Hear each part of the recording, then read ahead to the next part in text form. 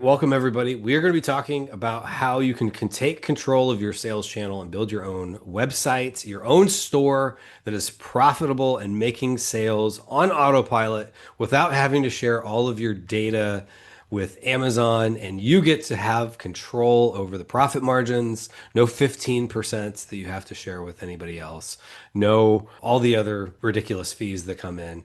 You have all the customer data. You can send them emails, you can send them text messages, you can send them postcards, you can send them whatever you want because you own the data because it's your business, your store. Today, we're going to talk about building a profitable store, some traffic sources that you can run, as well as ways to convert more visitors. Because it's all about, having everything set up in place that, if you do have the traffic, you can convert them.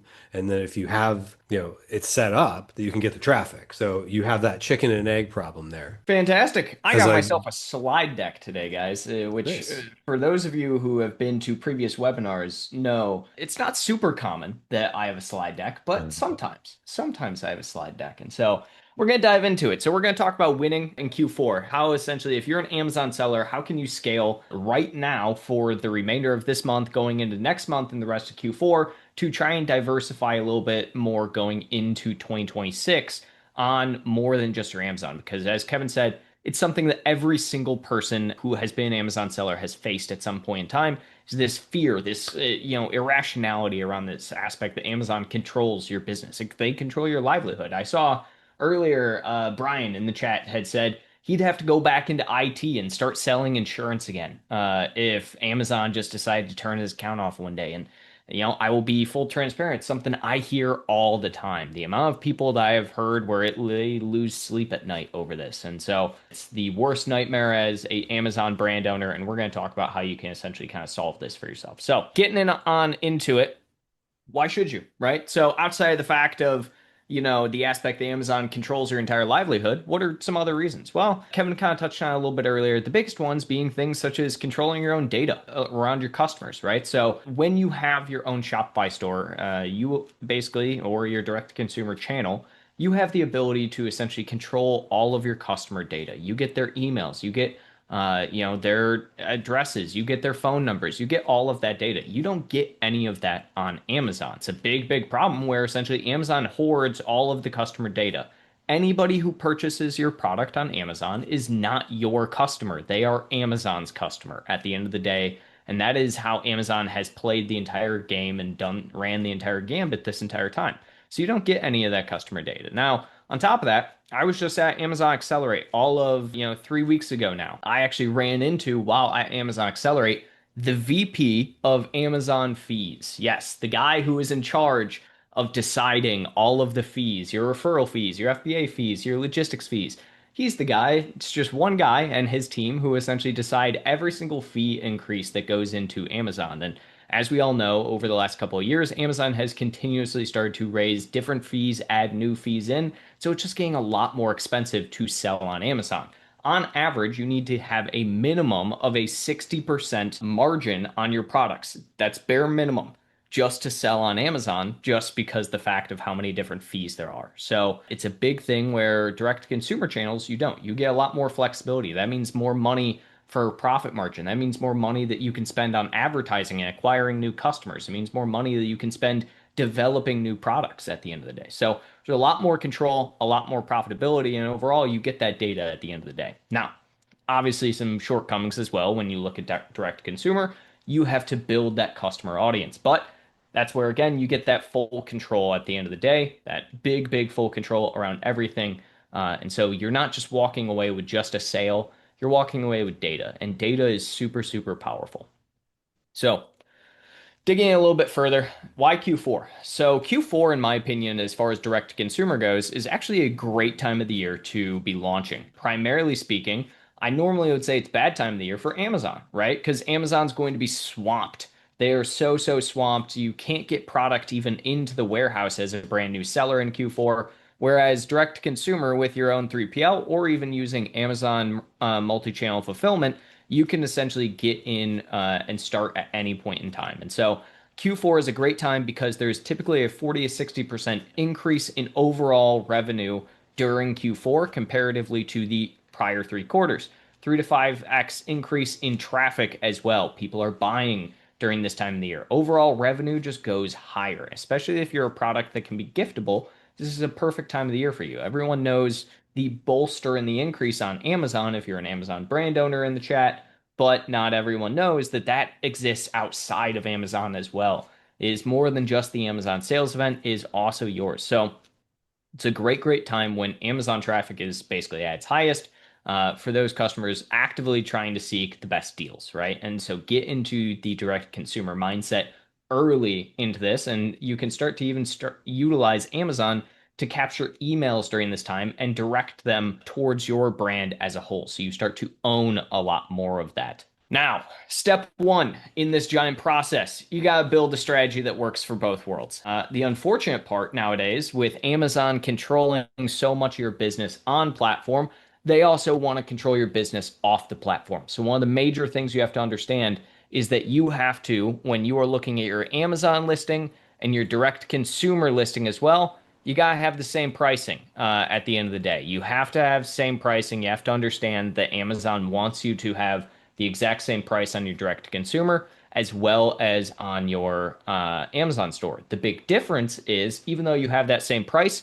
your net margin on Amazon is going to be a lot lower. You can look at, a 24% net margin with this type of calculation versus a 56% net margin. And this is very common across the board, even if you're using something like multi-channel fulfillment. So on your direct to consumer, we're going to essentially take your products, create bundle opportunities direct on your website, add to that value add. So you can include that with free shipping for a certain order quantity. So Amazon, you have to do free shipping for everything that essentially you're paying out of the pocket for. Whereas on your website, you can only do free shipping for what you choose to be the best aspect. So you're not fully just fronting that shipping bill.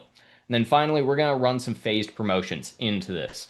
Now, a big thing with that, again, is going to be this aspect of early bird. So this is the prime month, October, to get everything up and running, get things started, and then going into November, starting to run a lot of those promotions through email marketing campaigns, building out those email lists, starting your meta advertising, and even running a little bit of Google AdWords campaigns as well. All three of these are going to be kind of pinnacle into making sure you can get as much traffic during this high volume period as possible. Now, step two, we're going to do a creative refresh. So one of the big things that I see people fail at when they are essentially trying to launch direct consumer compared to Amazon is this aspect at the end of the day that they think all design that they do across the board can be the same, and it cannot, unfortunately. So on Amazon, there is very specific design elements that you need. Same thing on a website and on direct to consumer. Your design aspects are going to be very different at the end of the day. So some best practices. First and foremost, UGC content is king on direct to consumer. That means doing things such as influencer content through TikTok ads. One of the major things that we have seen have a major benefit and boost overall to both brands on Amazon and off Amazon is UGC content and just testimonial style ads. TikTok has made this go boom, and same thing with Instagram Reels, YouTube Shorts. It is a much bigger market nowadays than it has been historically. Second thing, benefits over price. Amazon shoppers are very price conscious at the end of the day. Real quick, Brian asks, is this slide deck going to be available afterwards? Yes, it is, Brian. I will absolutely make this available to everyone to review. So the big thing, benefits over price. Amazon shoppers, very price conscious. I consistently say for anyone who's watched a lot of our content that price is the number one converting factor. Now, that is still true to an extent on direct to consumer, but benefits are one of the biggest things that you have more ability to showcase on direct to consumer websites because you just have so much more space for your design. On Amazon, you have essentially 5 pictures to tell people why it is they should buy your product and what the benefits of your product are. Direct to consumer, you have a full website to do that and to build that customer journey. Now, visual consistency. You do want to match your Amazon imagery and your direct to consumer design language. What this essentially means is that, yes, your designs are going to be vastly different, but that does not mean to essentially ruin all of your brand equity that is coming off of Amazon onto your own website. Do see this as a problem where people essentially will have a really good brand presence, design style, and then they open up direct to consumer and they think it's time to do a full brand rework towards their design when it is absolutely not. So it's one of those things that definitely focus on making sure that both your Amazon direct to consumer showcase your brand design as well as it possibly can. And then finally, we're going to do some creative rotation. So what this means is that when we're looking at things such as Facebook and meta advertising, Facebook and meta advertising is very similar to sponsored brand campaigns in the sense that creative is the biggest aspect of them rather than doing keyword campaigns or anything like that. And so you're going to want to every 2 to 3 weeks during this time frame essentially rotate out what all of that creative looks like at the end of the day. So you can actually see we have some ones that I made with AI down here, but essentially creative formats, right, that convert here. And so we're looking at the aspect, if you're selling a beauty product, right, you want to have, again, some kind of UGC, almost lifestyle imagery within your creative. If you are selling a clothing apparel item, you want to be very up close and personal with your creative. And then finally, if you're selling another type of product, it could be beauty related, it could be skincare related or anything like that, doing before and after imagery is huge in creative works on direct to consumer. Again, these are principles that I think carry over a lot from Amazon, especially when we're looking at things such as lifestyle. But looking at doing meta advertising is very, very creative and heavy and focused at the end of the day. Now, digging in to step 3, our paid media framework. So Amazon has PPC. We do know sponsored products. We know sponsor brand. We know sponsored display, even DSP at the end of the day. Outside of Amazon, the vast majority of the world calls any type of advertising paid media. And the reason for that is that there's just so many different kinds. You can do meta advertising, you can do TikTok advertising, you can do Google ads, you can do, I don't know, Kevin, what's another one? What's another type of paid media that I'm not thinking of? TikTok, billboards, There newspapers, we TV. go. There we go. Tons and tons of paid media. And so essentially, now we're talking about how we're actually going to drive traffic, right? So even if you're coming off Amazon, on Amazon, you probably have a good audience segmentation. You have some organic growth. You're on a marketplace where the people already are. Direct to consumer, you don't have that. You need to build your audience, and paid media is the primary way to building that audience. So let's talk about top funnel, middle of funnel, and bottom of funnel. So top of funnel, we're going to be looking at Meta, TikTok, YouTube. This is going to be a primary, essentially, brand growth drivers. You are trying to get in front of people's eyes. The goal is just awareness, talking about your brand, talking about your product. Again, some of that UGC type of content and influencer content. It's going to be essentially very lifestyle focused at the end of the day. Sure, every single person has been scrolling social media at some point in time and seen some influencer talking about some product that they use every single day, a get ready with me type of thing. And oh, I can't leave the house without my, I don't know, Hall's cough relief, which Kevin probably needs right now. Oh, I do. I do. I'm Yeah, jealous like that you how have them. yeah, there you go. I got them right here for you, Kevin.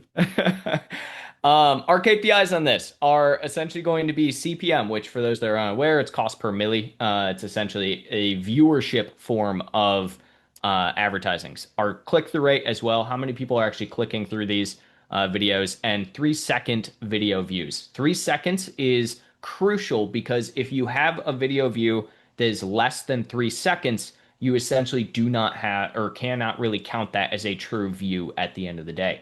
And so we focus very much on that for our top of funnel to understand if we're actually building awareness or not. Now, middle of funnel is our secondary here. Primary platforms, Meta and TikTok. We're going to be focused on retargeting. So looking at those people that essentially maybe clicked through our top of funnel, and we're going to be retargeting these people. These are people that showed a lot of interest at the end of the day. The people who clicked through, the people who watched for more than 3 seconds, they're the ones we want to retarget. The goal of this, essentially to nurture them. We want to get these people into actually being site visitors at the end of the day. The big aspects of the type of content you'll be doing: social proof, reviews, benefits of the product. So going back to talking about some of that creative work, you're going to be essentially showing off your actual product benefits first and foremost versus just getting people to understand and know about your brand. The KPIs here, our engagement rate, our add to cart rate. This is when we're actually getting people into a landing page and understanding if we're actually getting the correct amount of engagement and if we're engaging the correct audiences with our retargeting. And then finally, our bottom of funnel. So bottom of funnel is going to be Google Shopping, email. It's going to be SMS, even WhatsApp at this point in time, which we utilize a lot. All of these are essentially people who now know about our brands. They know about our products. They have either purchased our products, they've added our products to their cart, or they have interacted with our brand in some capacity. Let that be on social media or let that be on the actual website itself. Goal is just conversion, conversion, conversion. These are our warm audience people who know about us and we can actually focus on. We're going to be essentially giving these people promotions. So you're going to be doing essentially for instance, Black Friday deal, like we had talked about beforehand in the previous slide here. When we are, let's see, here, our phased promotions, right? BFCM peak. We're going to be running some of those promotions, right? That's the goal here for this bottom funnel. The goal, the big KPIs to focus on, our return on ad spend, our customer acquisition cost, and our conversion rate. Long term, you'll be focused on customer lifetime value amongst this bottom of funnel as well. So these are really the big aspects. Now, how does Amazon kind of differ at the end of the day? You already essentially have all of your data at the end of the day. You already have that. Now, what's the key thing that we're going to do, though, to try and get ahead of this? Since you already have some data from Amazon, and that would be that Amazon just released about 2.5 weeks ago the ability for Amazon's AMC, which essentially gives us access to audience groups. And the cool thing about this is we now can download that data from AMC on Amazon advertising, and we can use that data to get ahead on this top of funnel and mid funnel for our lookalike audience targeting. So you're essentially going to go into AMC, look for your lookalike audiences. If you have not created one already, directly after this webinar, go into your Amazon ads, go to AMC, and get a audience started for lookalike audiences. Once you have that audience data, you can download that and you can upload that directly into Meta. That is going to give you a huge head start as far as all of your targeting goes off Amazon. Now, talked a lot, but let's get into step four with this. So, step four, email and SMS systems. So, this is fairly common, and I'll even let Kevin kind of jump in here at some point because Kevin does the email marketing for us here at My Mm-hmm. Amazon Guy and is email marketing guru himself. But Mm-hmm. this is the general flow, right, that we're looking at. First and foremost, somebody interacts with your brand at some point in time. They give you your email. You start off with a welcome flow. Even us here at My Amazon Guy, we have our own welcome flow whenever somebody signs up for our email. Now, if somebody ends up putting an item into their cart and they did not check out, abandon cart, 1 to 24 hours. We want to hit this super fast. You want to urge people to purchase now, not later. And that is the point of an abandoned cart. Now, once they've actually purchased that, we put them into a post purchase funnel. The idea behind a post purchase funnel is thanking people and getting them introduced to the rest of our catalog. They just bought, let's say, a sweatshirt. Now, do they want a beanie for by chance? Do they want a pair of, a t-shirt or something along those lines? That is our post-purchase funnel. That's going to increase our overall, customer lifetime value and decrease our customer acquisition cost. Then finally, things such as a VIP early access. This is our promo funnel. At the end of the day, these are the type of things we're going to be essentially having these audiences already. We're going to give them early access to those promotions. This is going to boost our site traffic first and foremost, giving us a little bit more authority early on prior to big sales events like Black Friday, Cyber Monday, as well as just get people prepped into that buying mentality before those sales events hit. SMS is a bit different, but it's something that we utilize currently on direct to consumer side. So for the SMS side, we're looking on when to use it. Flash sales. We want to do like a very quick send out a text. I'm sure everyone's gotten some kind of text from something they've signed up for at some point in time, being like, oh, 50% off for the next 2 hours only, right? Flash sales. Abandoned cart as well. We want to pair these together, essentially, these email and a text at the same time. Back in stock alerts, allow for notifications to go out when you have new items in stock. Shipping updates, so anybody who's purchased from you, and then, the VIP only offers, which are just the promo offers of people who have done it at the end of the day. Kevin, Mhm. what are your thoughts on the email side as well? The one thing to keep in mind is, for a lot of Amazon sellers, you're not used to email marketing because Amazon explicitly doesn't allow you to market to your customers. They give you very little opportunity, even with like customer service sometimes, to get in contact with your customers on things You you need to can't get in you can't contact. proactively reach out to customers Yep. on Amazon. But one of the things to keep in mind is like always think about like somebody asked the question about, where their customer is in the funnel. And it comes down to ultimately the funnel is the higher up the funnel, the farther they are from the purchase decision. Are they researching and they're curious? Are they trying to figure out which option to go for? Or, are they ready to throw their credit card out? So with email, one of the things about email compared to like social media, is that email people look at as a to-do list. So think about your own behavior. You go into, Facebook or whatever, and you have no goal, none, other than just curiosity, what's happening in the world, who had a baby, what, and it's not even your friends anymore that they show you. What random stuff are they going to show you? Whereas on your email, people are going in there thinking like, okay, what is the world telling me I have to do? Their boss is sending them emails. Their family sending them emails saying, I need to do this. I need to, book a flight, whatever. So they're in this mindset of I need to take action on something. And you tell them you need to take action because there's a flash sale or you're going to miss out or something. And so you can direct people who have already basically, as long as your email list is of people who are, opted in for your list or previous customers or abandoned carts, as we were showing earlier, you will do well because you're taking people who already have an interest and you're getting them in the where they usually in their lives are looking to make some sort of decision and take action on. And that's one of the things that makes email so unique. I'd agree. I heavily agree. I mean, the amount of emails I get every single day, they're like promo emails, right? And like a lot of them, I'll look at it, I like don't even look at them, right? I'm just like clear, clear, clear. Hmm. And it's because they don't entice. And that's a big thing as well, like Hmm. subject line testing, for instance. Like that's a huge one in the email marketing side of things where if your subject line doesn't like catch someone's attention, they're not reading it ever, right? And it's a thing where even like for our email, right? Our daily one, we do usually two variations of our subject line, sometimes three, and Hmm. whatnot, just to see what works and continuous testing with that. Granted, we've done enough emails to this point where we kind of have a pretty good idea what's going to work and what won't. So, Yeah. I mean, in the B2B space, it's like have an aspirational and have some sort of fear of missing out. yep, So with promos, like, have better skin or, you know, don't miss out on this deal, that type of thing. So just keep there that we in go. mind with your subjects. All right, let's keep it rocking and rolling, guys. So we're gonna talk about a little bit of website optimization now.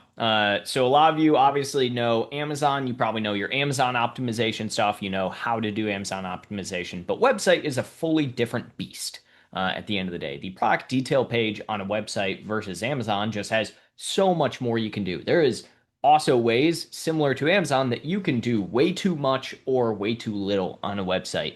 I am always going to encourage probably less is more on a website as well. There is nothing more, I think, infuriating or just trust lacking than going to a website. I've done one of these before. We've done one of these website or direct consumer webinars before where I've shown off a product specifically where it had like five different areas where it was talking about percentage off and buy now and all this, and that gives a really really bad impression. So one of the very first things when we're looking at like our website optimization is going to be this idea of social proof.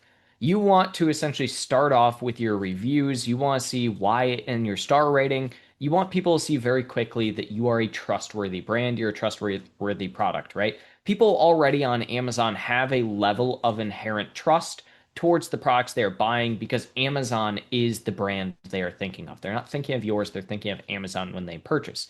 On your website, it's fully different. You have to really build that and show that upfront and forward so that people know that you are trustworthy. Now, the second is friction reduction. This is probably the most important thing on any website I can think of ever, is this aspect that the more clicks that it takes someone to purchase the product on your website, the more likely your conversion rate will drop. Every single click is going to drop your conversion rate by roughly 15%.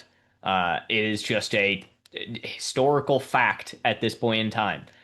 Where essentially, if you, and I'm sure everyone's been in this situation at some point in time, they go onto a website, they go buy something, and they're like looking around. They click on the website. Cool, I'm on the homepage. Okay, where are the products? Okay, here is a little tab I have to click. That's 2 clicks. Okay, here is the category. That's 3. Okay, here's the type of product. That's 4. Okay, now let's go to and find the product I want. That's clicking the product 5. And then finally, oh, here is the button to add it to my cart. That's 6. And then you have to click the cart. That's 7. And then you finally can check out, and that's 8, right? And that is a horrible customer experience with friction. People will not purchase from you if you have too much friction. So make sure essentially to be frictionless. Make sure you also have just buy now buttons as quick as possible, just a quick checkout right there on any product that you are listing. Anywhere your product is should have a buy now button. You want to skip the cart entirely. Again, with the trust, we're building this social proof with any trust badges, whether it's money back guarantees or secure checkouts. And then finally, you just want to make sure you have a crystal clear returns policy. That's also a really, really big thing. Just reduces friction so that people don't feel like they're just having one, pulled over on them. If you are doing anything for the holidays, if you have a giftable product, it is actually very apparent to do holiday specific elements. I even suggest this on Amazon main images where you put a little bow up there and whatnot. So even if you're not a holiday or seasonality type of product, doing holiday specific elements on your pages definitely does help with conversion to a certain extent. And then finally, technical performance. This is the other big area that I see people fail on. This is very similar to the friction reduction aspect of things.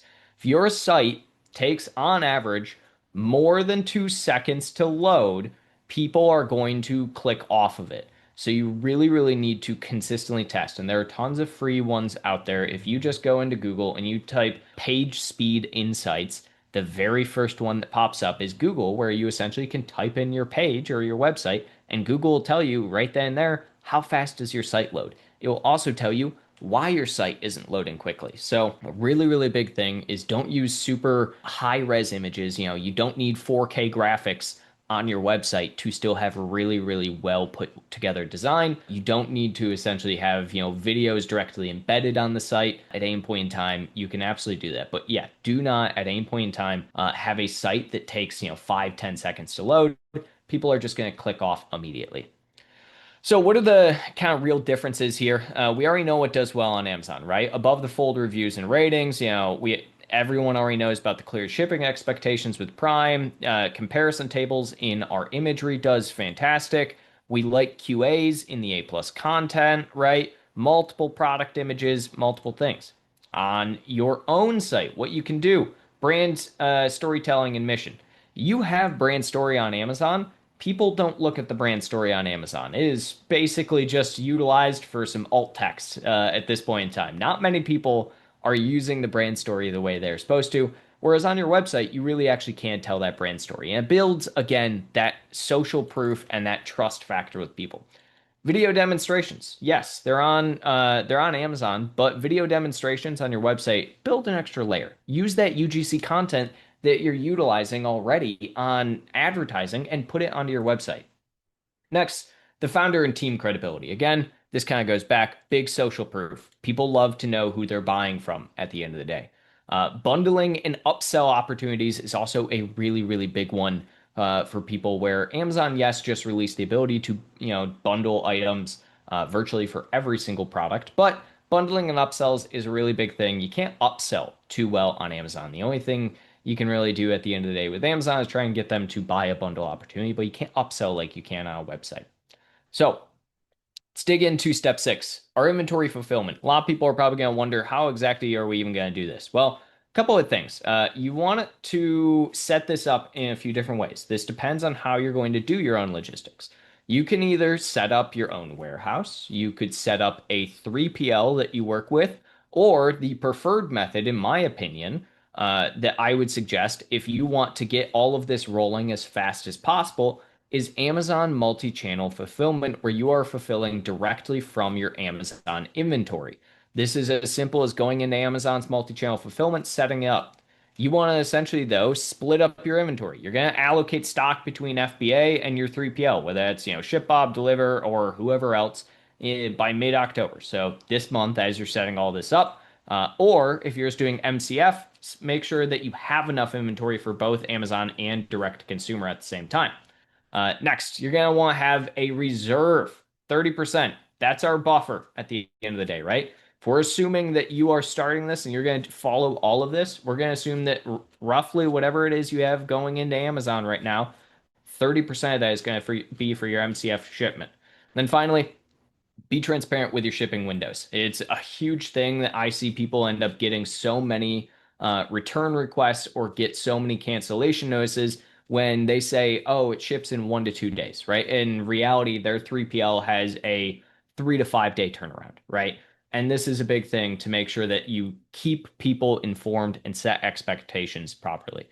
I do have a full inventory allocation here. So for those that are essentially looking at the end of the day at this, you'll be able to see this little entire module here to see where you should have all of your inventory.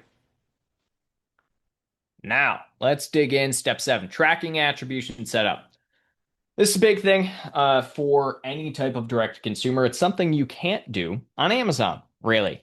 You don't get really all that much aspect on Amazon to do post-purchase anything. Amazon does not care about post-purchase because, again, the customers on Amazon are not your customers. They are Amazon's customers. So let's talk about core tracking that you got to be doing. So this is Google's Pixel, Meta Pixel, TikTok Pixel, and the Google Tag Manager.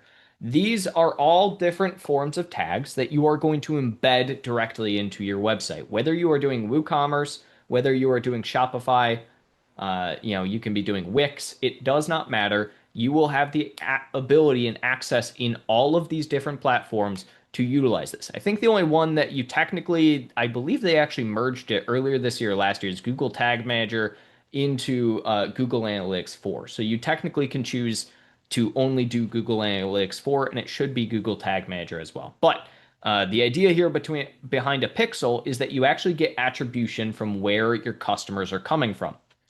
Now, secondarily, our post-purchase attribution survey.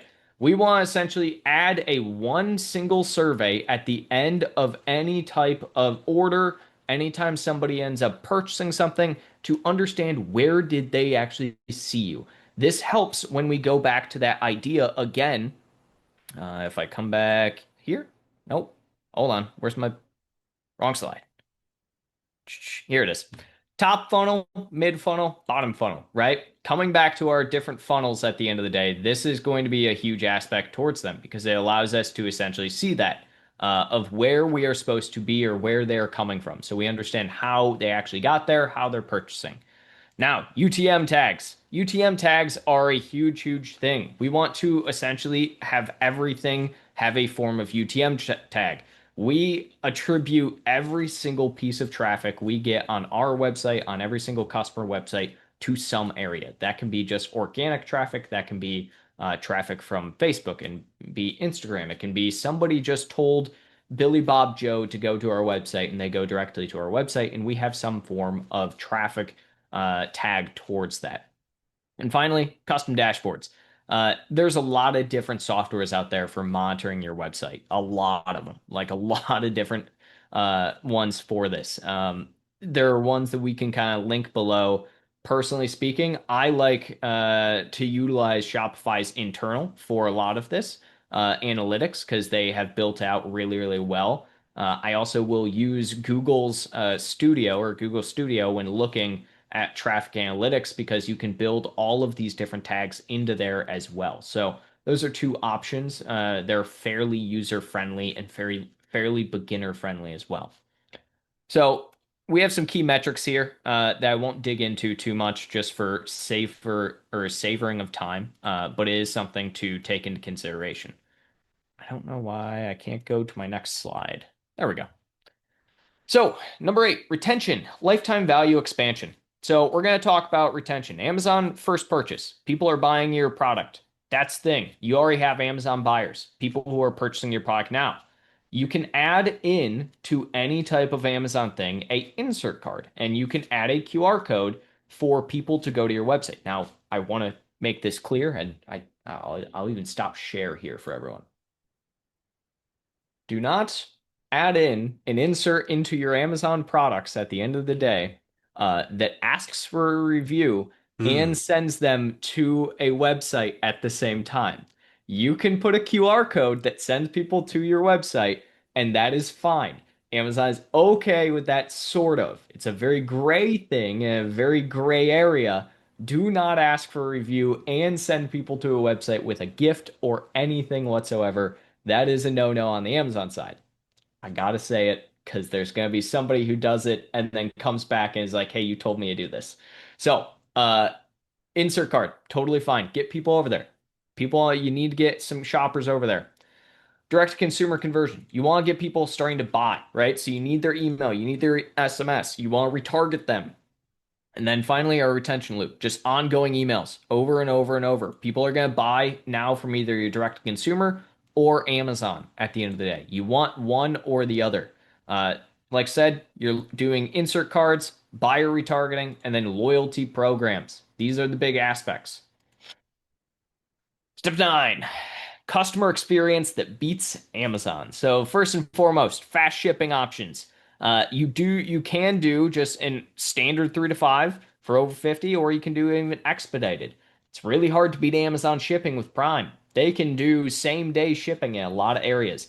You're not going to beat Amazon with shipping, but you can match their shipping in a lot of capacities, especially if you're using MCF, where people then get the mentality of, oh, this is going to be the exact same speed as Amazon.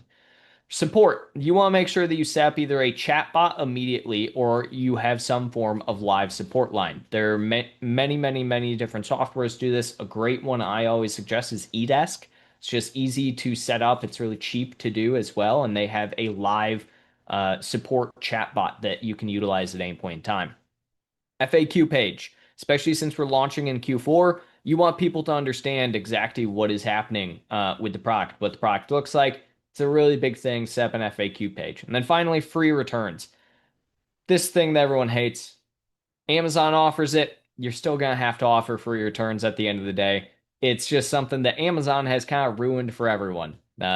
Make sure that you basically meet the minimum threshold standard that customers are expecting in this day and age.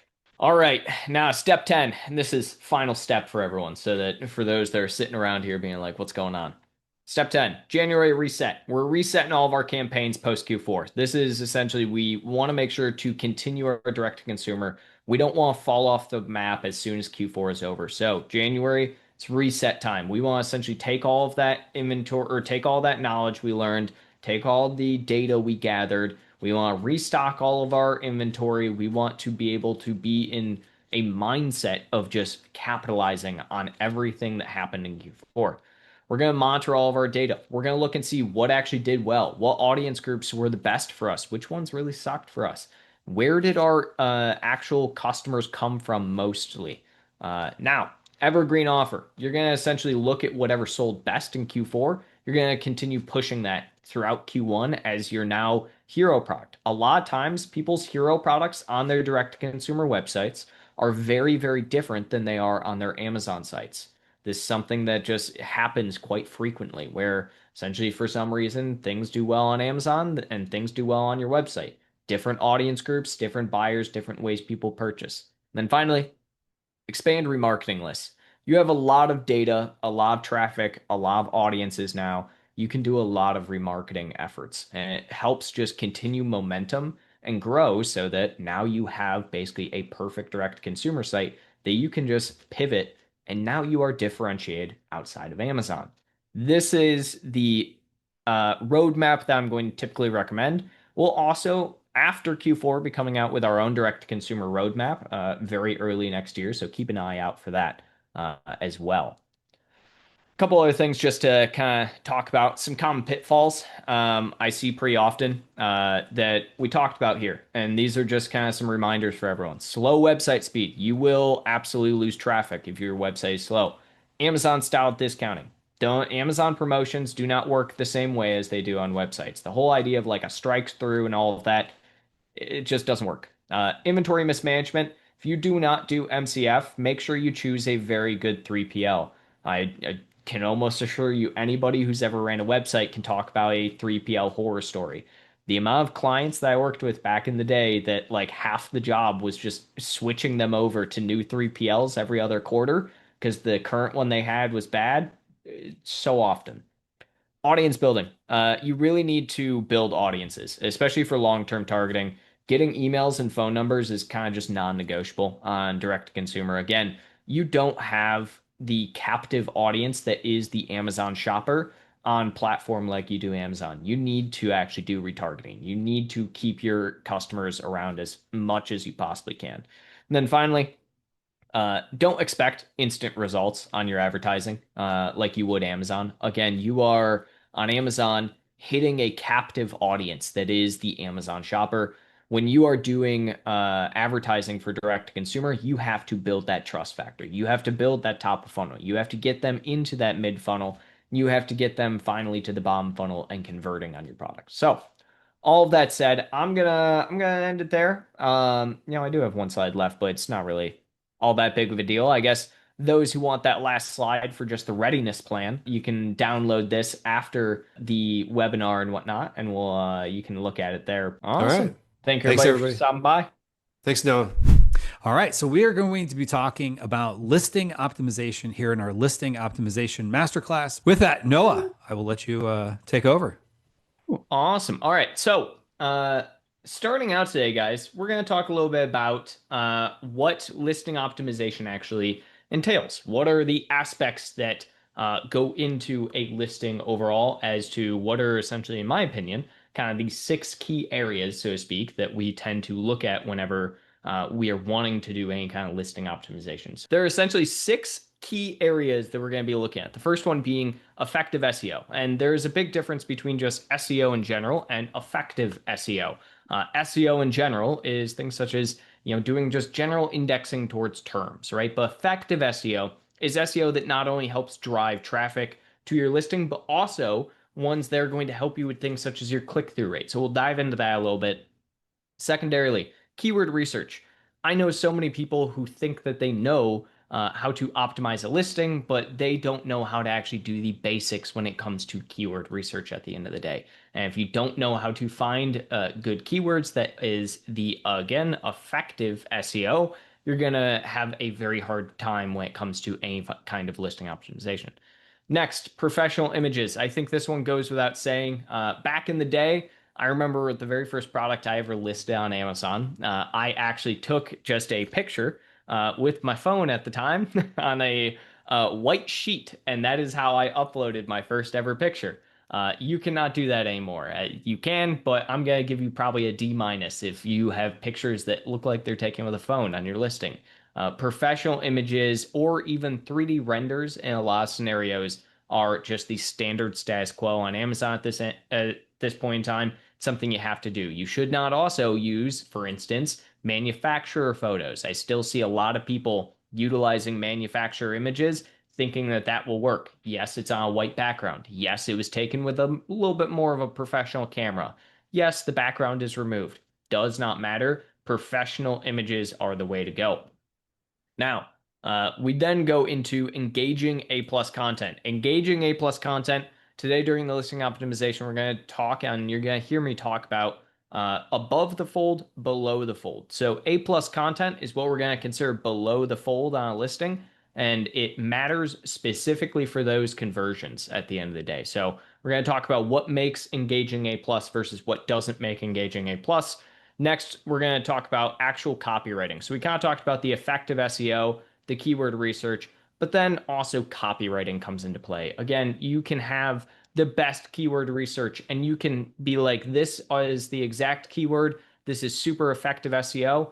But at the end of the day, if your copywriting and how you utilize those keywords is not laid out in a very useful manner, it's not going to work for you. And then finally, brand story. Brand story is a very, very big aspect. Encourage everyone to have one if you do not, just for a simple fact of how much impact it can have to cross sell, average order volume, as well as your SEO content. So all of those are big aspects. So jumping right in here today, I have one listing pulled up.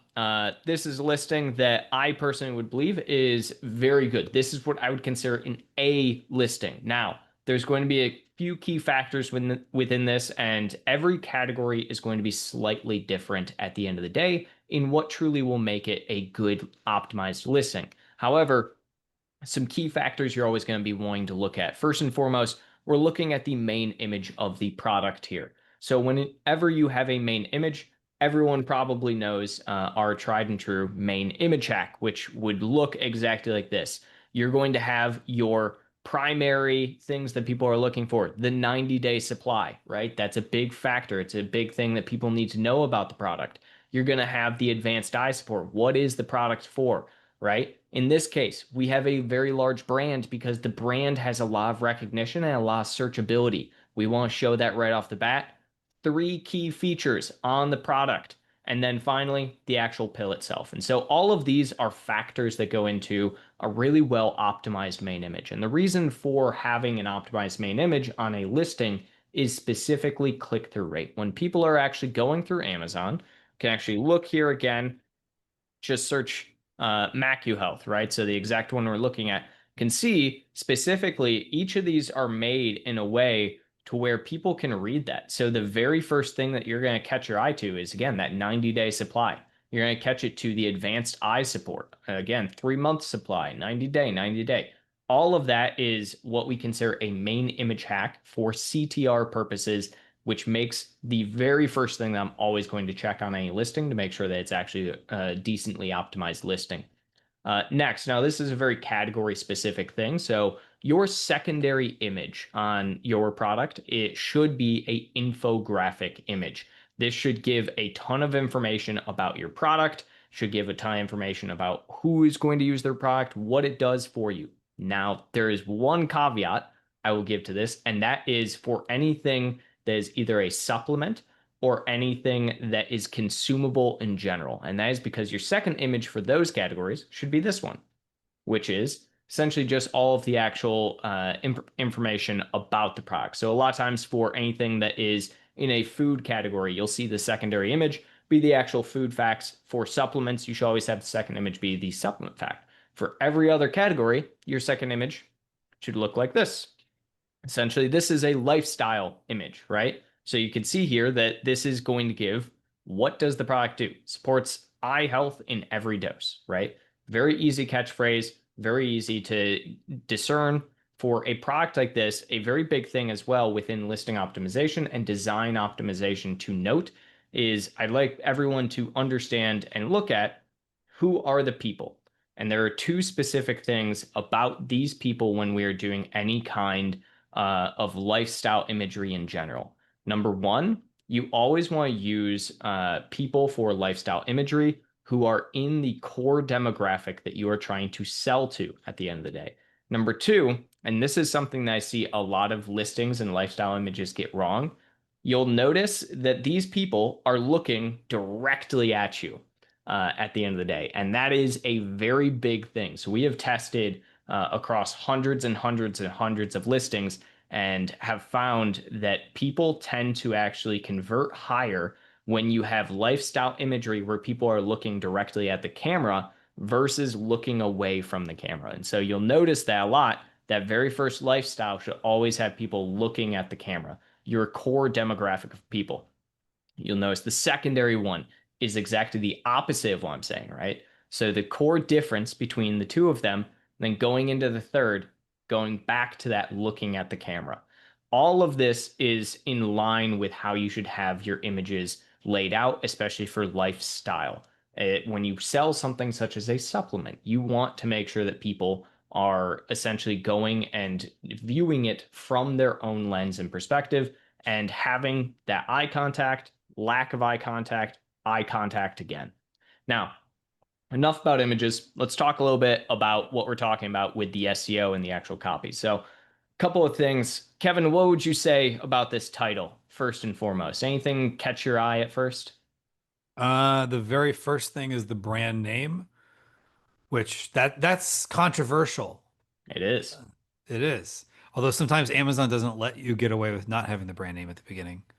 This is true. So there are two scenarios for listings when it comes to brand name that I want everyone to think about.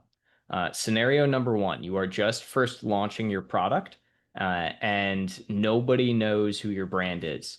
If that is the case, you should not have your brand name and in the actual listing title itself. The reason, it provides no additional click-through rate. Nobody knows who it is. Instead, you should put it towards the end. That is what we would consider to be smart SEO, right? So what we're kind of talking about with effective SEO. Option number two is that you have brand recognition and search volume towards your brand, such as this brand, which is a number one ranking in its category, where we then put it at the very beginning again, because people are specifically searching for the brand.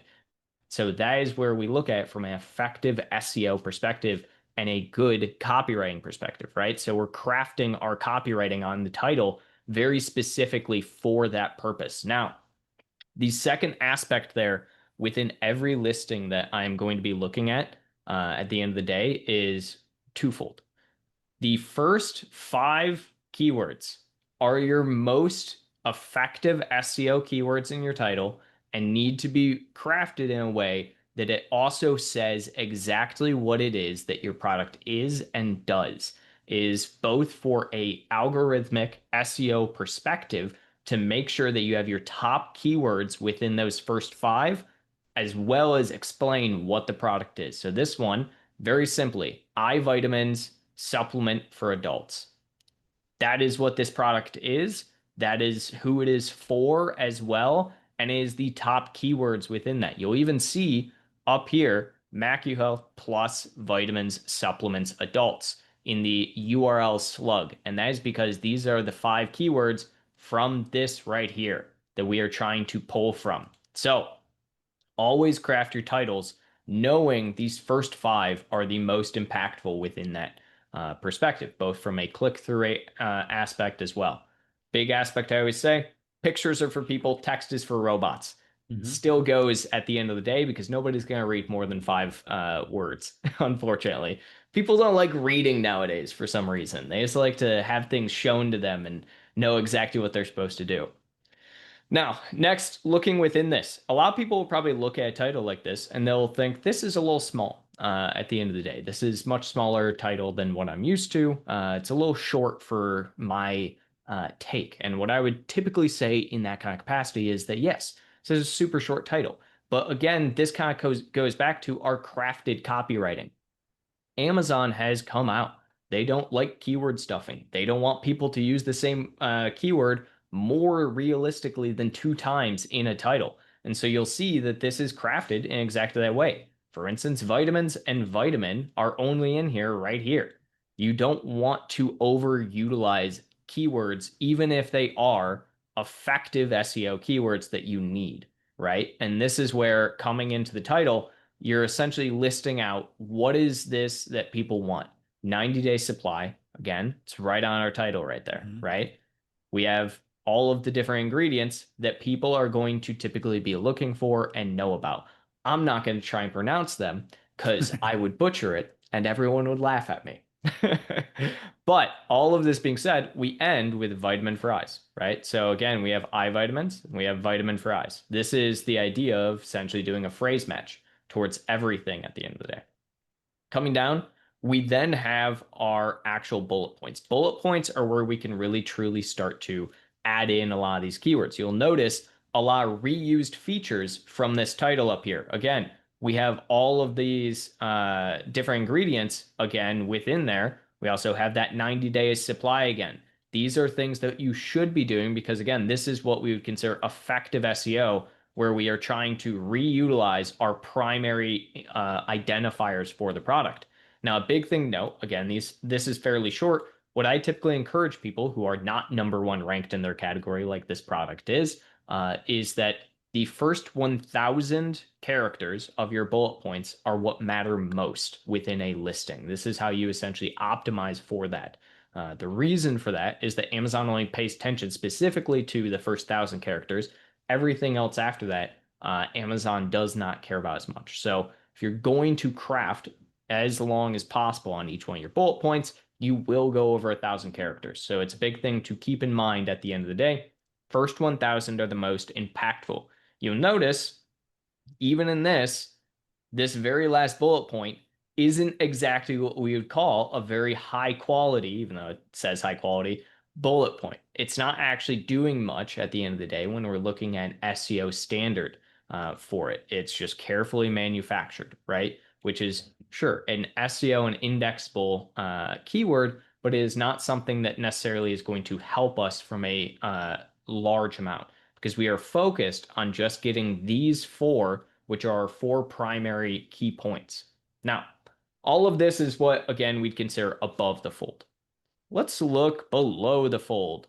And by above and below the fold, what I mean is essentially you have this, which is all above the fold, right? And then this is what we consider the fold. Well, get rid of my Keepa and my Helium-10 here, I should say, and just this. This is the fold. Essentially, these products that come in here, and then this is now below the fold. Let's talk about the brand story.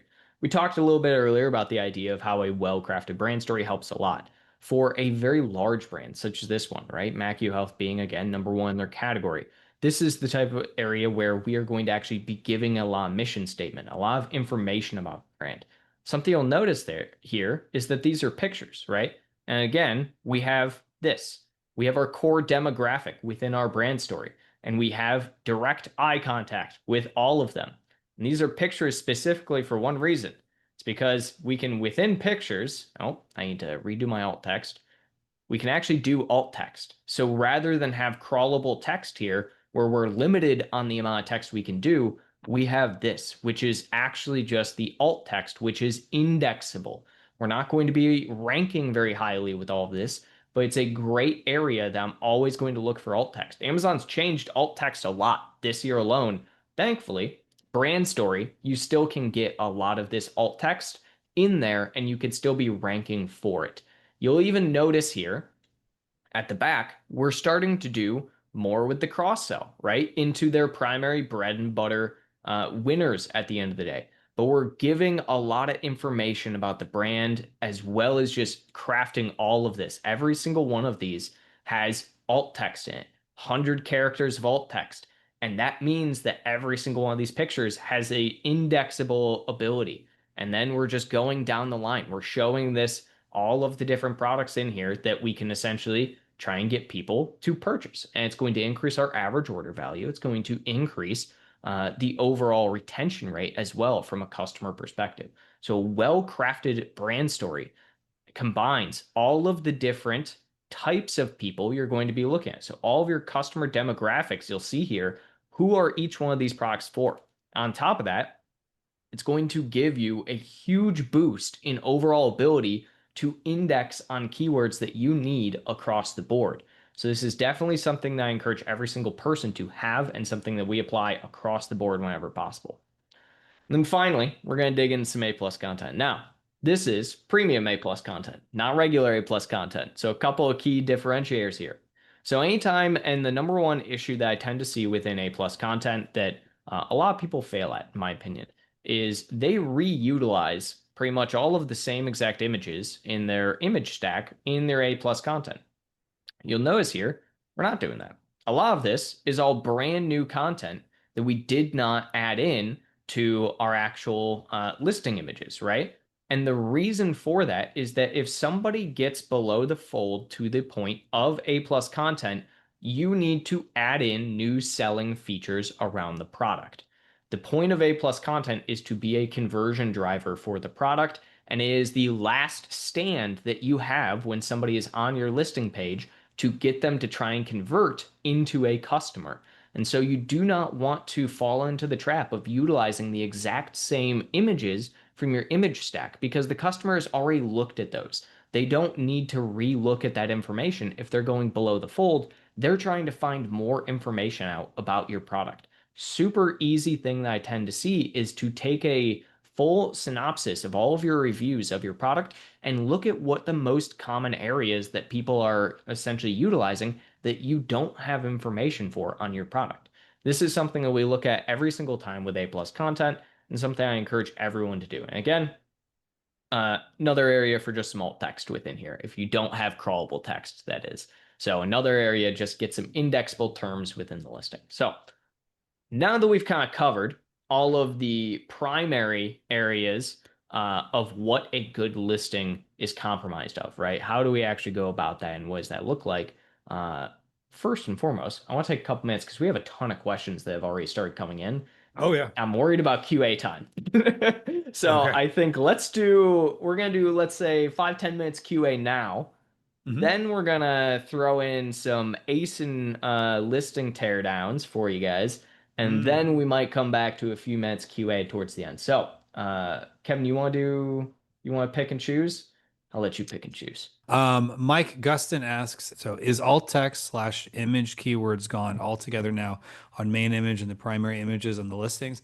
I assume the question is about whether or not you can have alt text in the primary images stack. Yeah, so not really. So alt text in the primary images doesn't really index the same way that it does in brand story and it does in A plus content. So that's not really a thing. It used to even be this. You used to be able to on the Amazon algorithm to name your images that you uploaded, the title of the image. You could name it some like super long string of keywords, and the algorithm picked up the name of the picture as like and would index you for a lot of those keywords. And so that was a strategy back in the day. You can't do that anymore, unfortunately, just because it just doesn't work and it's not as impactful. You technically probably could, but it's not going to have as much of an impact as something like A plus content alt text or brand story alt text. So I think the answer there, Mike, is no. I wouldn't focus on it heavily, but doing something like adding those keywords still onto that main image for that main image hack is more for a click-through rate aspect rather than a traffic and impressions aspect. Okay. John Naves in the Q&A says, what did you use to see the back end keywords on brand content? Which we already kind of answered that question, but can you just real quick explain the difference between back end search terms and alt text for people who are unfamiliar? Yeah, so I'm just gonna do this for everyone. So real quick for everyone who is looking, you can just go to the Chrome Web Store at any point in time. Go over to extensions here and just type in alt text. And you can click this one right here, this very first one that I'm using right here. It's just image alt text viewer. Download it. It'll pop up as this little thing over here, and it's just great. You can go to literally any product, and if the product has, oh dear Lord, this is horrendous. Okay. The product has Wow. alt text, you can just pull it up for any image whatsoever. So you'll see that essentially all of these have alt text of some kind. And this is kind of what Mike was talking about, that alt text of the main image and everything. And so it's good in this kind of capacity, doesn't help a ton, but you can still do that alt text on that main image, like Mike was kind of talking about earlier, and whatnot, but it's not as impactful, I should say. So uh, simple as that. And the difference at the end of the day, like Kevin was asking of alt text versus backend keywords, is that backend keywords are ones in which you're actually adding into the backend of the listing for the purpose, and those are rankable keywords. Whereas alt text, you tend to only be able to index towards alt text keywords. Got it. So it's not, so from the SEO juice perspective, it's lower on the totem pole. Lower on the totem pole, still impactful and still important. Exactly, but still important. All right. So Layette asks another alt text question. These people got good alt text questions here. I don't think I've ever had this many alt I text think it's questions because I before. pulled up the alt text viewer, and a lot of people don't think to do that. I don't know, maybe. No, no, I think this is great. All right. So Layette's question is, can you give us a bit more info about the alt text among other things? Are you reusing keywords that are already been put in the title or the keywords? Like where, how, so I guess because you just mentioned back in search terms are much higher on the list than alt text, but like, are you repeating keywords that are elsewhere on the listing, All or are right, you just putting let's in like let's misspelling talk about Spanish? let's talk about some alt text since it's turning into the alt text versus listing optimization webinar. All right, everybody. So alt text, what should you typically have it? So Amazon, technically speaking, for those that are uninitiated, alt text is supposed to actually be for essentially readers. So people who are vision impaired, they have readers on screens when they use computers, and it we'll talk about alt text if a image pops up. Now, the answer or the simple thing there is that it's a very small percentage, and I wouldn't worry about it too much. Utilizing alt text.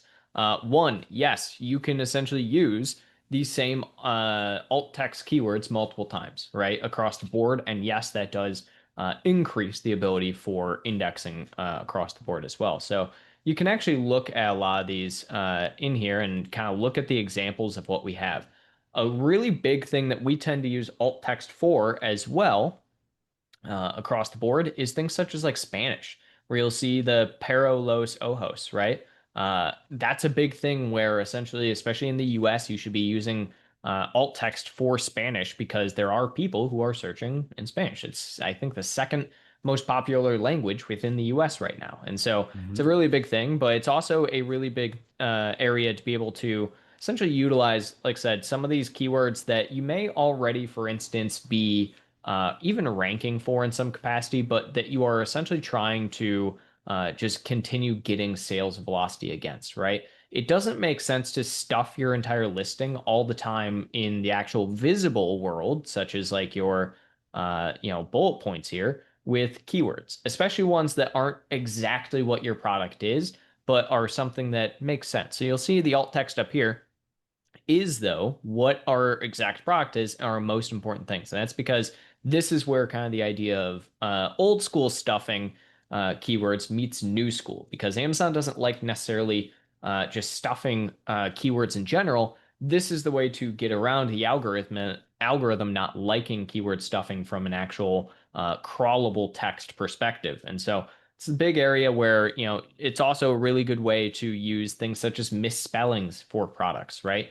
The amount of people that I bet search, and I'll turn this off while I'm searching this. I bet if we search like supplement, right, which is you can Missing see, a well, P. first off, immediately Spanish, right? Oh, So we have Spanish right here. And then, yeah, we're missing a P, right? And how we're doing it. But that's a big thing where that's what you would add into your alt text, right? Because it doesn't look great to have, for instance, a random Spanish phrase all over your English listing, or for instance, a misspelling of a product right. or anything in your actual SEO. So that's how you should best utilize alt text.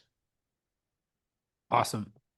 How many images, how many secondary images are best? Is it more or better? This is from Phil. Yeah, so typically, I mean, I usually want to utilize all of them, right? So I Mhm. typically am gonna want like one video, then typically seven, well, I guess it would be six secondaries and then your main image.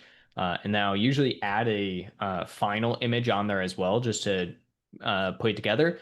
Because one of the big things I see a lot of people forget to do whenever they do main image hacks is they forget to add just a blank product photo in there. Because if your main image hack ever gets taken down, if you have a blank picture within the back end of your image stack, it will replace your main image hack with that blank picture, and your listing won't go down when your main image hack does. So, just a pro tip there for everyone. If people start throwing some ASINs in the chat, maybe we let's pull a couple of these Well, we ASINs actually up. do have two in the Q&A if you want to pull Oh, those do up. we? Yeah, Yep. let's do it. I skipped those intentionally. Ah, I see one. Let's see. I'm gonna do Randy first here. So, let's look at this. So, first and foremost, just first impressions right at the gate, Randy. I'll say immediately I like what you're kind of doing here. The only thing that I think you're missing from like a main image perspective, from my point of view at the very least, is I think that this is a little. It looks a little. I don't know. It might just be me, but it looks a little blurry. My guess is that this is like obviously an actual product photo and this is your actual text here. I might just try and re-go over this product itself with something like Canva, where you can actually just take this text aspect and redo it in Canva so that it's very crisp and clean and it doesn't have like this blurriness that you can see on the actual, image itself. So that's the very first thing I would just say. Overall, though, great main image, great secondary image as well. Something I would encourage here again, versus just doing the actual product here. This is super small. So I'm zooming in on this as I have a 30-inch something monitor that I'm looking at, and I still have a hard time reading it. So if I'm reading this on my phone, my very first immediate response is going to basically be, I can't read this without zooming in. And so instead of having the actual product photo here, Randy, I would just really, really encourage, especially since you already took these and put them right here for badges, get this and just make it its own text and just blow it up, use up all this white space that you would have on the other side as well by doing that. So super simple thing. Same thing with this. I can't read any of this. I would just take out this supplements aspect and blow it up again, make your life really easy. This is really good. From the aspect of, exactly what we're talking about, trying to get those key points and selling features. Good lifestyle, you're showing the actual within here. The only thing with lifestyle, I would just do a double check. Is this your core ICP of somebody who's going to be, taking it? I would wonder at the end of the day I would look at your actual catalog performance under brand analytics and see what your demographic is. And I would replace with whatever your primary demographic is. Looking at your product immediately, I'm just going to take a wild guess and say that more than likely you're probably leaning more towards men, and probably, yes, a little bit older of men, but, double check that at the end of the day. Let's look at this. So title wise, I think you're doing really well from your title. It shows exactly what it is within the title. I don't see any issues there whatsoever. Bullet points, same thing. The only thing I will say within this, it looks kind of almost like you just double. Oh, no, you actually did do it. Okay. So bullet points, I think you're doing well here. I would have to double check from, a helium aspect, which I guess we can actually do that real quick. While we're here, we can throw a Cerebro together and see how you're actually doing on SEO front. So we'll grab that real quick, Randy.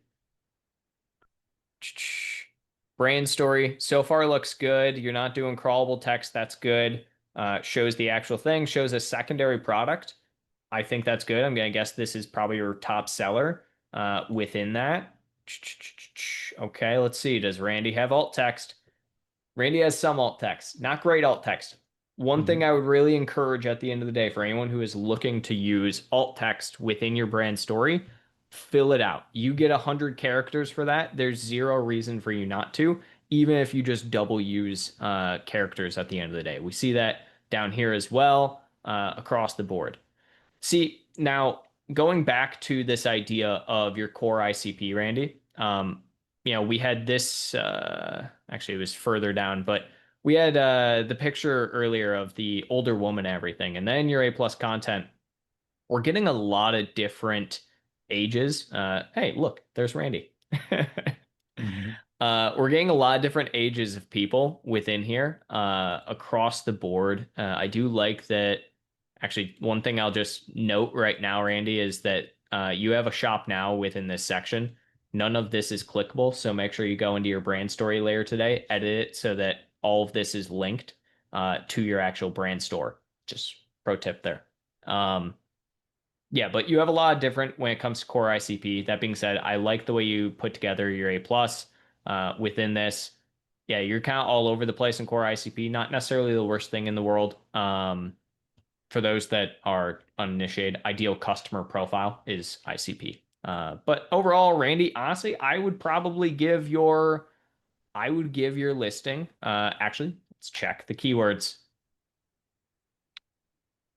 Pretty low on keywords. That might just be due to sales volume, though. I'm guessing this is a new product. When did this product release? This product has been out a while.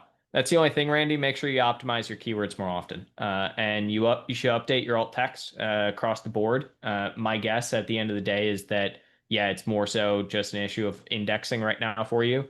I would update at a minimum your front end and back end keywords at least every every 30 days right now. And I think you would do really well. I was about to give Randy an A minus, but I think I have to give him a B plus, like a high B, I would say, Randy, within this. Your design looks good, everything. There's some core things that need to be changed. Listing is well put together across the board. But overall, I would also change something like this 30-day supply aspect. I would move this further up in the title just because it's going to be something that people want to know. And so they don't want to have to look down here. Actually, did you... A 30-day supply, I might also just take this 30-day supply, do a little wrapper like I showed earlier around this within there. But yeah. And All not one right. person will complain that they didn't say 30-day supply on the lid. There'll be at least one. There's always one. Awesome. All right. So, I mean, first and foremost thing, I think I understand what this is immediately from the main image. Couple of things I would probably just call out within it is the aspect of the phone itself. I, is it not? One thing I always think of whenever I see somebody use a phone in images is to make sure that they're using an up-to-date phone as well, or just a very generic looking phone. This to me looks like an iPhone 10. So it's one of the things where it's a super low bar thing, I will say at the end of the day, but it's something that does impact quite a bit from, people looking at products and thinking about how products are actually good or not. So it might be iPhone 10, 12, somewhere in there, but try and just use something up to date. That being said, looking at the product itself, first thing I'd probably go is, I get that it's a clock, I get that it's a bunny, and this tells me that the product itself changes colors. I think that's really good. I might just add like one line of text, maybe a little badge over here onto it that shows that it's an alarm clock rather than just a clock in general, because it seems like that is a big feature for you in general as well. So, secondary image, I like this. The one thing I will say, just kind of looking,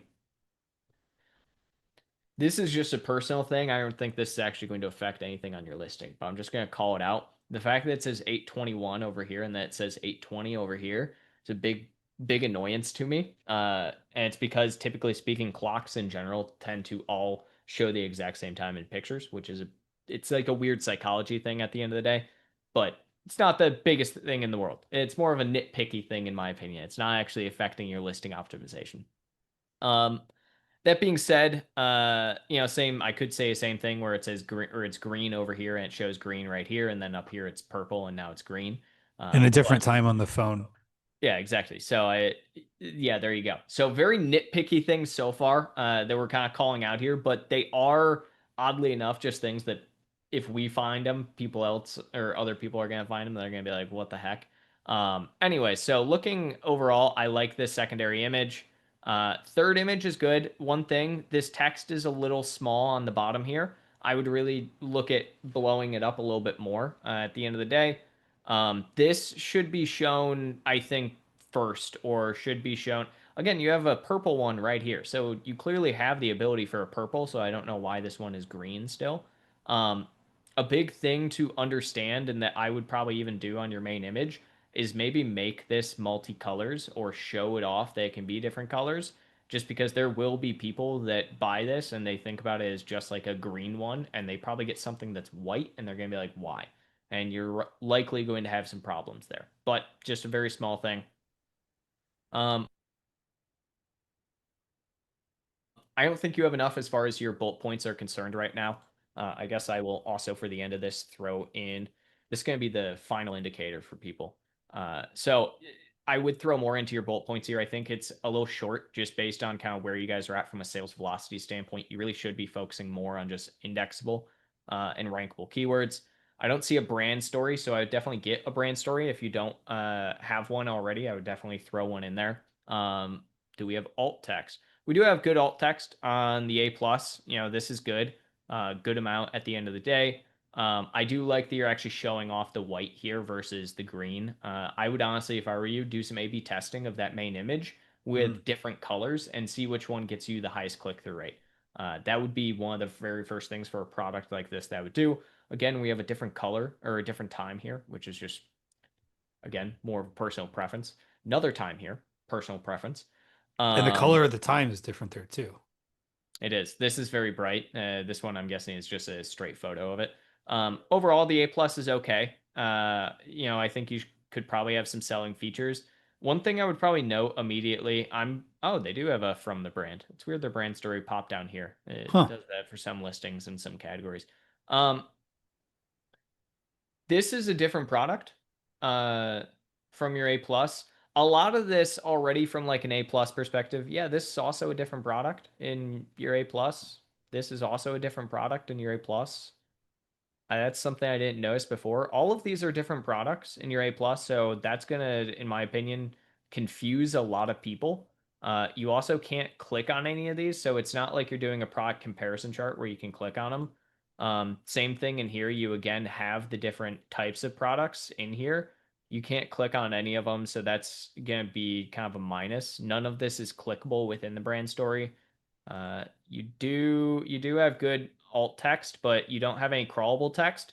So one thing I'm going to immediately say across all of this is that if you don't have any crawlable text and you have a really, really low overall from a SEO perspective, you're going to want to get crawlable text in your A plus content modules, which, wow, I'm actually really surprised at this number. I got to be honest. This is actually super surprising to me. I'd be kind of curious on your conversion rate. I think this is a product that probably works for people that are looking for it, but overall, I think A plus definitely could use some things. This is a little confusing to people, I think. And same thing, I would do some A/B testing on that main image. I'd give overall the listing a B minus, I would say. So there we go. Yeah, I mean, did a good job with getting more keywords indexed. Yeah. I Yeah. think we have time for one more. One more before we do more Q&A. Yeah, and then we'll wrap it up here. Let's check out John. Go presents. This is actually a great one to choose. So immediate thing. There's two aspects to a listing like this and a product like this that's kind of interesting. The first being the fact that this is a product that a lot of people might not immediately think that this is just like a niche product that people would be searching for. They'd be like, oh, it's probably competing with a lot of others. But my immediate instinct from seeing that this is like a full conferencing system is that this is more of a B2B product rather than a B2C product, Mhm. for one. And two, people are looking specifically for something like this at the end of the day. So, one thing I would immediately just kind of call out here, John, is the fact that you don't have anything going on except for like these three things. Yes, if somebody is looking specifically for a conferencing setup and tool, this is going to make a little bit of sense to them, but they need to still understand this. Think about it from the perspective, John, that rather than an IT guy at a company who is trying to find new conferencing equipment for the company, think of it like the assistant Mhm. to the CEO or something who has zero technical knowledge, or the front desk lady, right? And they have zero Mhm. technical knowledge and they're 60-year-old. Set up your main image like you're trying to sell to that person and it will work for every single person. That's my first thing. So I would add some call outs immediately onto each one of the different products here. Just figure out what it is that people are looking for. Immediately. Would you have the video projected, like an example of like a video on No, a screen well, it's projected? not a video projector, it's a camera, right? So like that's Oh, the it's a camera. Oh, yeah, gotcha. so it's a conferencing thing. So I mean, immediately looking, uh, I'm not a big fan of secondary image here, John. Just simply because professional audio and video conferencing system, it doesn't tell me anything about the product, right? I'm like, cool. I would hope it's professional. This is better. So I'll actually give this call out immediately. All of this looks like so far from a image perspective, John, that you are likely getting manufacturer pictures and images. It's something that I see pretty often at the end of the day when people get like a private label product or something. They'll use like the images that other or the company they manufactured through utilize. That's what I'm guessing this is. So a couple of things there. Yeah, this is pretty common at the end of the day. A lot of this is just not set up super well, John. There's a lot you could probably do differently here. There's a lot you could set up. I mean, this text is too small. Um, this doesn't really tell me anything 10x zoom. I guess that's good in some capacity. Seems like you're kind of just pulling off a lot of different aspects of how it works and like what it's for. Nobody's used the 1080p full HD thing since like the 2000s. So like shows me that like it's a super old thing in general. This image in general is just, it has too much going on. You also still have the 1080p thing here. I would really honestly just get some actual product images, get some 3D renders of your product and show the exact product capabilities within this, because a lot of this, again, build this out for the front desk associate who has zero idea of any technical knowledge, right? Which it kind of is built like that from what you are showing off, but in a way that's just like it's very clunky and it doesn't really make a lot of sense at the end of the day. So looking at features, I think features are good. Your title is okay. It tells me what I need to know at the end of the day. It says Microsoft Teams compatible. Is it only compatible with Teams? We use Zoom, we use Google Meet. I mean, could you use it for either of those? I would be It does curious. say Zoom. Does it? It does say Zoom. I would check Google Meet as well. If I'm Mm. not mistaken, I think like those are the big three. There's a couple other ones, but like just something to take into mind. Get rid of these little brackets. These little brackets are really bad. Again, this kind of tells me I think you got these bullet points probably from the manufacturer. A lot of this just looks like manufacturer stuff. It's something I see often. These brackets aren't going to help you at the end of the day, and it's just taking up character count. This is okay though. I mean, I would expand on your overall SEO from this perspective. Again, so this is a kind of a thing that you already used. It's okay, I guess. It does show the little icon here. Again, I don't know what this 1080p full HD really does, but is what it is. Crawlable text. First crawlable text we have seen of the day. This is actually premium A plus content too, which is kind of interesting. Which means that you've probably had a few variations of this and you've been trying to modify it. You have crawlable text in your brand story, which is okay to an extent. The only thing to note is that if you have crawlable text, you'll notice here, you get this empty alt text attribute thing where if you have crawlable text, you can't add alt text in anymore. But if you're trying to go for, again, something such as like rankable keywords, something to do. So just something to note at the end of the day there. But again, here's a great example of what I was talking about earlier.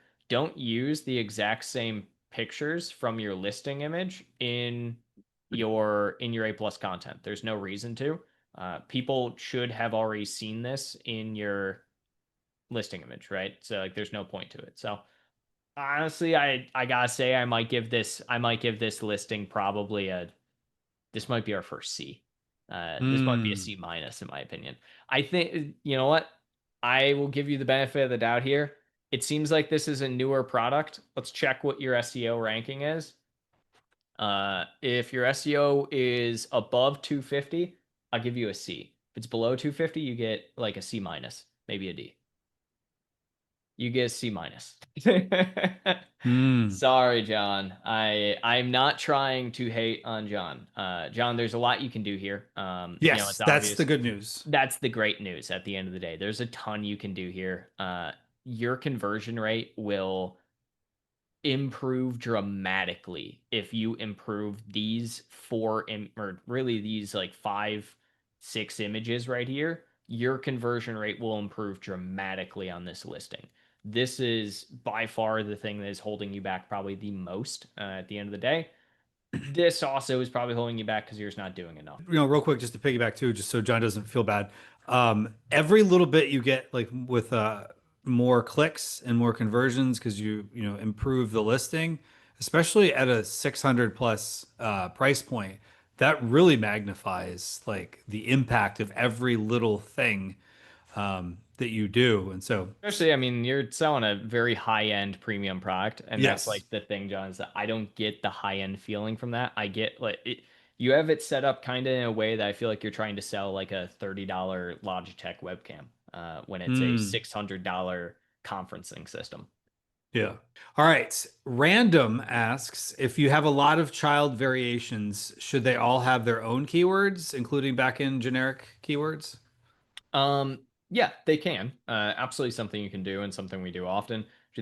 Should they? I mean, not necessarily, right? Because it depends on what kind of variations you have, right? So, for instance, take John, for example. He has a couple of variations there. One has a meeting bar, and one of them is his exact same products up to a 4K model, right? And Hmm. so, those are the type of things which we're now actually seeing the 4K model is less expensive, but Oh, interesting. weird. Um, Price anchoring, I guess. yeah, exactly. So, if you have different keywords within that, everything gets merged within the parentage. So it is a way to make a parentage kind of increase its indexable and its rankable. But you also have to think about it from the aspect that you're not just going to be, your variations are likely to have very similar keywords in which you want to index and rank on them for. And it is easier if you have those keywords on everything at the same time because it doesn't matter what somebody buys then because you'll start to rank on it. So Gotcha. All right. Karen Kogan asks, what do you do when Amazon denies the use of some words in my book title? It doesn't let you change them after the book is published. How do you fix this? So that's the funny thing. You don't. Hmm. You can, Karen. You have to submit a support ticket for this. But if you just launched the book title or you just launched the book, if you haven't sent any product in or anything yet, new listing. It will save you a ton of time and effort. You're not the first person to come to me with this in probably the last like 3 months, to be honest. But yeah, it's an annoyance that whenever you do books in general, Amazon doesn't want you to change any of the titles. They don't want to do any of that because there used to be an issue where people would sell their book listings to other people afterwards. So. Gotcha.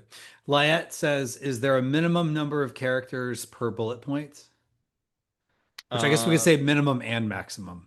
Yeah, I mean, there's not necessarily. I think there is technically a minimum. Like you can't have like only 5 characters, from my knowledge. I Hmm. guess I would have to look at that because I've never tried. But there's no reason to have a Yeah, minimum. It's either exactly. don't have any or have as many as you can. Kind of the big thing there. So it's not really a matter of that at the end of the day and character count. So usually most bullet points at the I believe right now it's 150. I could be mistaken on that. Is it 150, Kevin?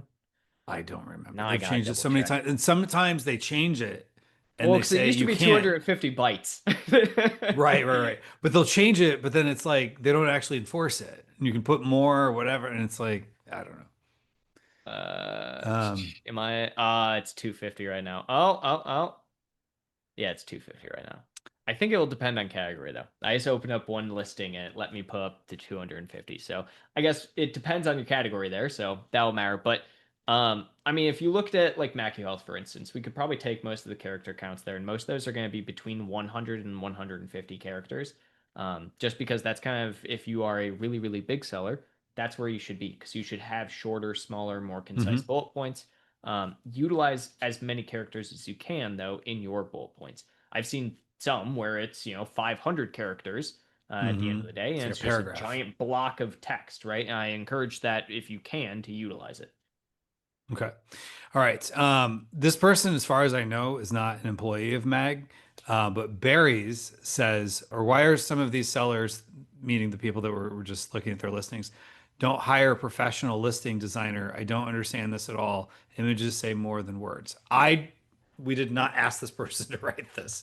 But again, shameless plug, myamazonguy.com/save. You can save 25% on listing optimization services, which again, if you sell one extra product per day, you in some cases, especially some of the ones we looked at, you know, you might in a week or two have your money back and then some, and maybe even quicker than that, especially if we can get you really big jumps in conversions and traffic. it, it's a really big thing. It's one of those things I see sellers all the time. They talk about it where, they don't look at it necessarily as like a hobby. Look at this as like an investment and look at like Hmm. as Kevin was saying earlier, your listing and your images is your largest salesperson. Hmm. And that's the biggest thing. And I see Sassy there asking if we offer services for images. And yeah, so that listing optimization Kevin is talking about can include images, including A+ content, your images on there. We also have a photography service, not included in the stuff Kevin's talking about, but like a Mhm. big part of that is because yes, there is a professionalism that is basically required on Amazon to scale at this point in time, right? And I see so many sellers come to us where they don't feel like, investing in that, but like the difference between investing in it, and as Kevin said, you're not seeing your daily volume immediately go up 1,000,000%, right? But over the course of a month, you'll usually see it happen. Your conversion rate increases, your click through rate.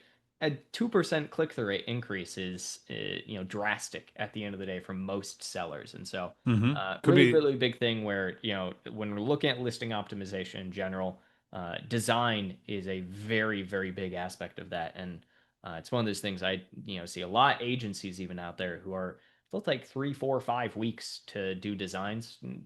No, we're like a very quick turnaround. It's like Yep. we know what works, we know what's going to do it, and it's because we know that it has an impact, and time is money at the end of the day.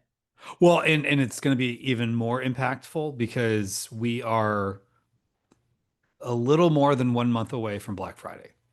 Yeah, So we're like, what, 5 weeks away from Black Friday ish?